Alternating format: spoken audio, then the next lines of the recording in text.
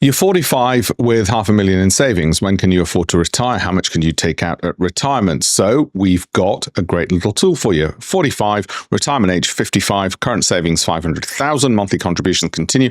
Now we put the British growth rate in there. You'll only end up with a monthly pension of 5,300 at retirement time, I'm afraid. However, were you to get the more recent American growth rate, you'll end up with more than double that. Isn't that nice? Doesn't that make such a big difference? You want to play around with that calculator that we've got, and you see all the assumptions that are in there and withdrawal rates and so on. It's at campaignforamillion.com/tools. So, biggest change and difference? Well, you can't change your age. Probably can't save more than you're already doing, and you probably want to save less. Biggest difference? The growth rate. Improve your growth rate. Again, have a look at the same website on how to do that as well. Thank you.